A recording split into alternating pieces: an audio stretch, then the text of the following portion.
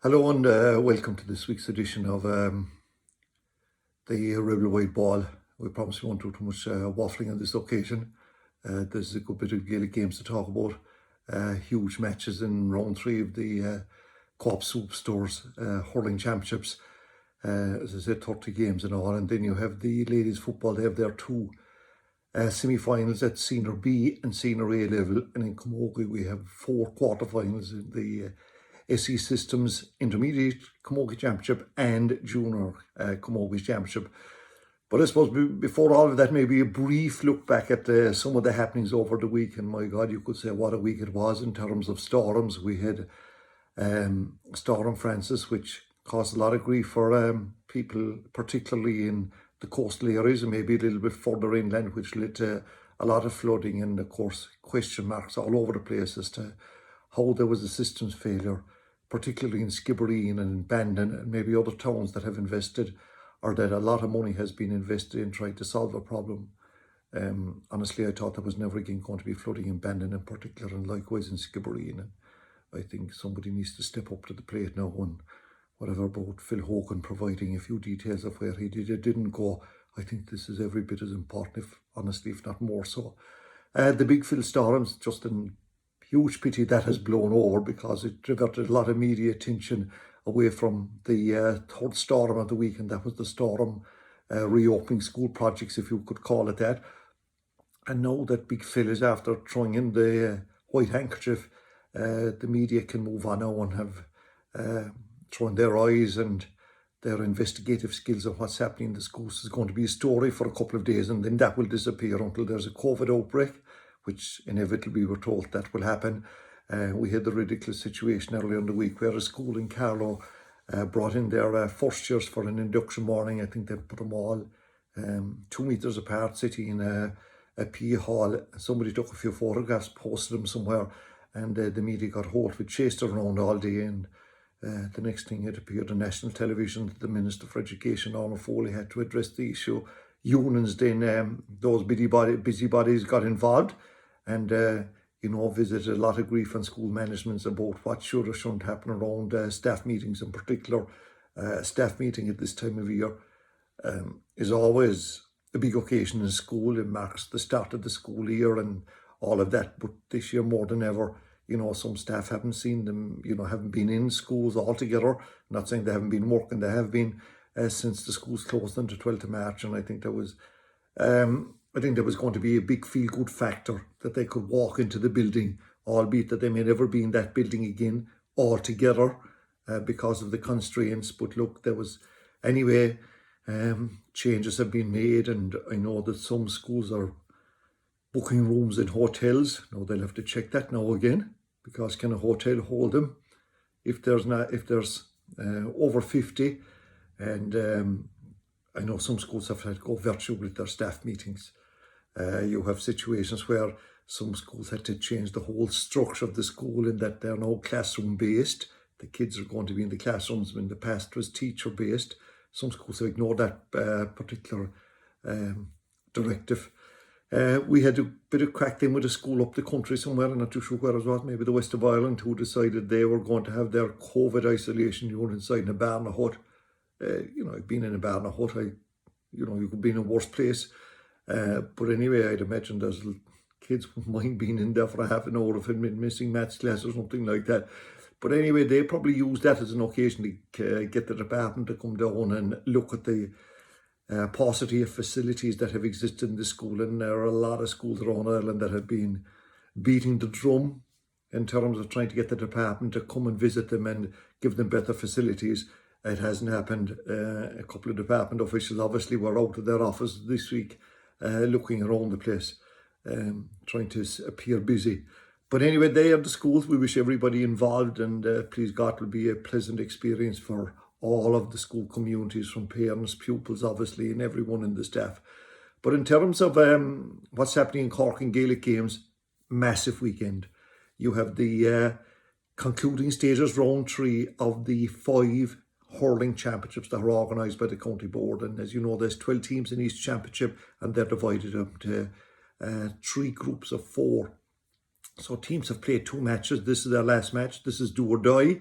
do or die for some of them to get into the knockout stages, semi-finals and quarter-finals. And then, of course, you have the relegation avoidance issue that some clubs and many clubs are caught up in.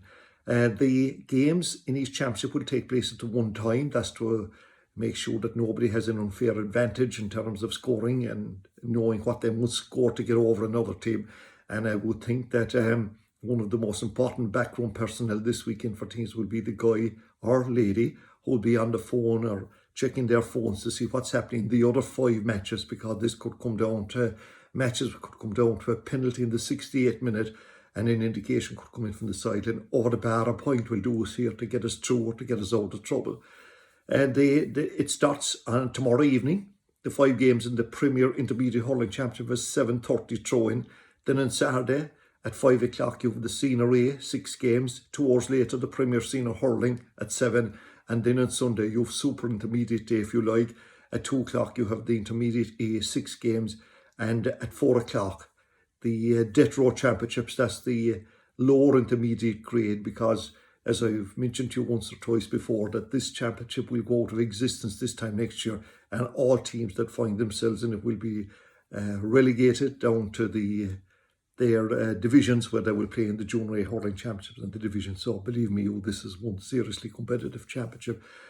They all are, and I would advise anyone, this is going to be some weekend. And despite the fact that you can't go near a ground because of live streaming, which is becoming very popular, because of social media, you'll be able to follow all these matches. And if you're not into this social media lark, hire in somebody that'll explain to you what's happening over the 2-hour period.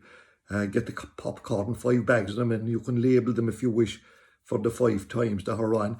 So if we started the Premier Senior Hurling Championship, which takes place at 7 o'clock at various venues, 6 venues throughout the counties, and in Group 1, you have the big game there, that's Douglas and Middleton. Look, Douglas, they both have to win it. Middleton are the favourites. I was going to say obviously, but they are. Is it time for Douglas to step up to the plate and finally realise the potential that a lot of us think that they have, but somehow it deserts them at this time. I won't say this time of year, maybe at this time of the championship. They've got to win. A draw will do the Magpies because they have a better scoring difference.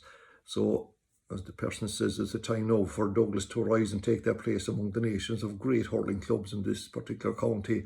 The other game in Group 1 is going to be Ballyhay versus the Sars. That game goes on in Mourneabbey. And here, even though the Sars will be raging hot favourites, they will want to win it because of the fact they could get a semi-final spot rather than quarter-final spot. Ballyhay have a slim chance of avoiding relegation, of being in the relegation final. And they may lose, but the margin of the loss could be important as the evening pans out. In Group 2, you have Blackrock playing Bishopstown, and Bishopstown have to be one of the unluckiest teams in it. Gave up leads against Newtown Tantrum and Erin's Own, and as a consequence now, they're facing a survival battle against their fellow South City side, Blackrock, who are, maybe one of the favourites. Are they for the championship? I'm not too sure about that. And the other game there, of course, Newtown and Erin's Own. This is a take-all match, and they have to win it to qualify for the quarter-final. There's going to be no semi-final for them. And then in Group 3 of the Premier Senior Hurling Championship, a couple of weeks ago, when Glen Rovers hammered St. Finbarrs and the Piercy could only draw, in inverted commas, with the Great Warriors in Carricktool, we said that's it. Glen Rovers going to win this group, probably win the championship. They may still do that. But the Piercy have made a statement in their last match against the Bars. Now, what's happening at St. Finbarrs? When all this is over, we'll conduct some sort of an inquiry. Suffice to note that they've changed their team management, or their team management has been changed, and they are fighting relegation when they play Carricktool. But in the Piercy, they have a lot of players that have played for Cork at minor and at under 17 and under 20 level over the past couple of seasons. Maybe they're going to step up to the plate and cause a major upset on Saturday night. Carricktool, can they cause an upset? They play in Carrigaline against the Bears, and the Bears have to win because they have a minus 26 scoring difference because of the heavy defeats, as mentioned, to both Glen Rovers and the Piercy. So Premier Senior Hurling, great championship, great matches. Then we go to the Senior A, which takes place on Saturday at 4 o'clock. And here again, you have the 3 groups of 4, and each one of them competitive. There are 3 teams here that haven't won a match, and that's Killa, Mallow and Kilworth. So all of them will want to get something out of it, and Mallow in particular. I'm not saying the other 2 see themselves in any lesser light, but Mallow would fancy themselves as being not grazing in the pasture of relegation. And anyway, in the Group 1, you have Kanturk. They will play Killa. I think they'll be favourites there. The battle of battles will be between Newcestown and Clyne. In so far, there'll be, this won't be for the faint-hearted. I expect Newcestown to win it though. Clyne happy to get over Killa the last day out. Bandon and Mallow. Bandon have everything to play for, and so have Mallow, for different reasons. And the outcome from a Bandon point of view could depend on the other match between Charleville and Fermoy. Bandon will be hoping that they win, and they'll be hoping that Charleville will beat Fermoy, and that would get them get them through there. Fermoy, I'm sure, are thinking the opposite. Then you have in Group 3 Father O'Neill's versus Ballymartle. Father O'Neill's are the team they're one of the favourites for this championship, and they should beat Ballymartle. I'm not too sure what transition Ballymartle is in. If you want to bluff, use the word transition, it gets people out of corners. And Bride Rovers and Kilworth haven't won a match. Bride Rovers have won.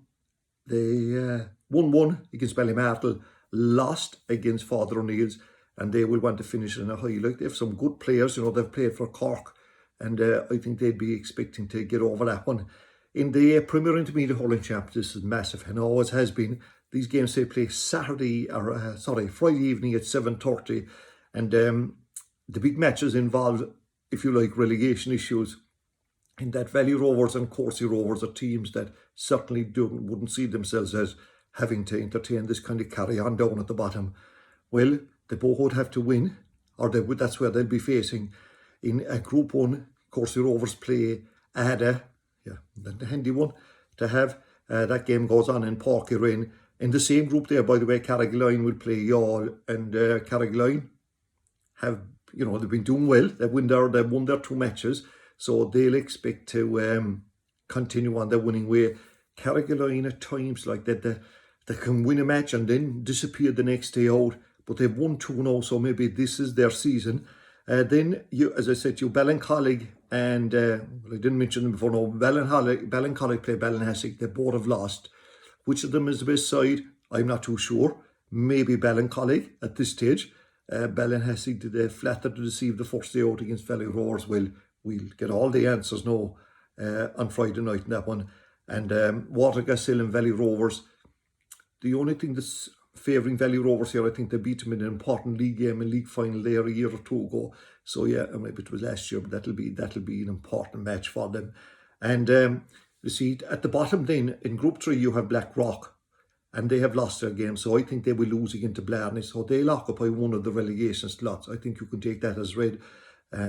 Apologies to our friends down in the fishing village, as they call it. Blarney will beat them, so the other relegation, I think, slot, that's where Valley Rovers and Corsie Rovers are trying to avoid being in that match. Castlelyons, I think, will beat Inniscarra. They're a good team, and the Cullen Splano moving up to centre forward has made a difference to them. In the intermediate A, as I said, which takes place Sunday, those games take place at 2 o'clock. And in Group 1, Kildare have been going really well, and they play Dungourney, who will need to win as well. That game goes on in Rathcormac, and at the same time in Brinny Mayfield and Arrogideen Rangers. Arrogideen Rangers lost they've lost their 2 matches. Won't be too dramatic about it. And Mayfield, things haven't been going well for them in football, and they will be hoping to get a win in this one here. The next group contains the favourites, and that's Rogue, and they should see off Meelan, who will be in big trouble after that, I would think. SARS and Douglas, they're both second teams, and SARS are the better team there.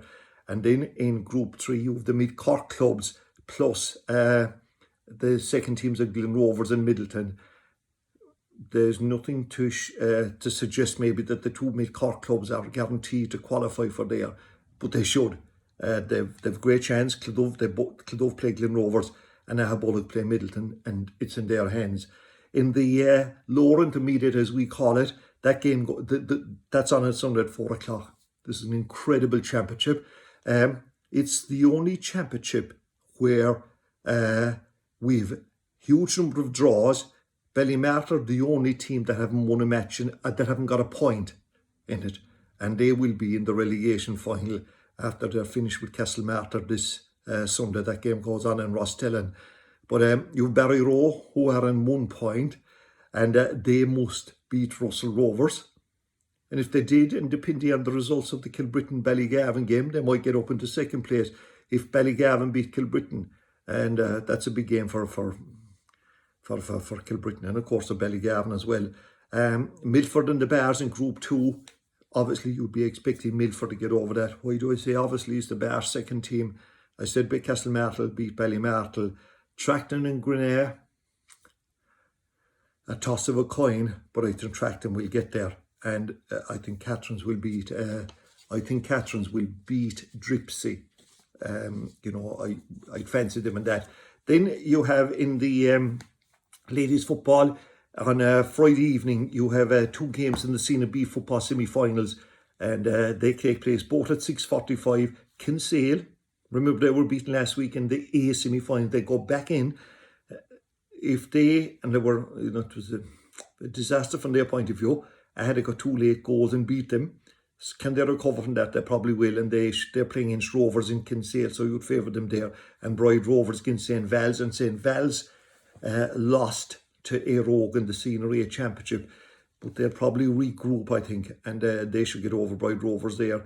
And then on Saturday at 2 o'clock, we have the first semi-final, Mourne-Abbey and Éireog. Check the bookies there so you can get a few bob on Éireog. Mighty team this. And then you have West Cork, who they're only there for one thing, and that is to beat Mourne-Abbey. I think that's the reason that they exist, and they'll be playing ahead will be buoyed up by that great win last weekend, and that game goes on until over 6:30. Then we have the Camogie, and we've the Junior Camogie Junior semi-finals. 1 game on Friday evening, and that's between Mallow and Newtown Shandram and Castle Road. The other games take place Saturday, also on Castle Road. And we have at 3 o'clock, first of all, at 12 o'clock, Tracton and St. Vincent's. St. Vincent's, keep an eye on them. They're trying to win this championship since Coastal Milk by hand. Then we have Ballinascarty and Bantier at 3 o'clock, and at 6:30 we have Ballinora playing Charleville. In the intermediate, which take place on Sunday, again Castle Road will be the host. You have Father O'Neill's versus Kilbrittain Timmy. That game goes on at 12 o'clock. Then at 3 o'clock we have Inniskeen and Blackrock. And if St. Vincent's are the team down in Junior, Inniskeen are the team here trying to win this one. Brian Dillon's play Ballyhay at 6 o'clock, and at the same time in Brinny Carrigaline play Bullock. So my friends, that's it. If you're a fan of Gaelic games in particular, this is your weekend. This is your time to shine. If you're a fan of hurling, 30 matches, get the popcorn, watch them, view them, read match reports. It'll be a really incredible time. Thanks for watching.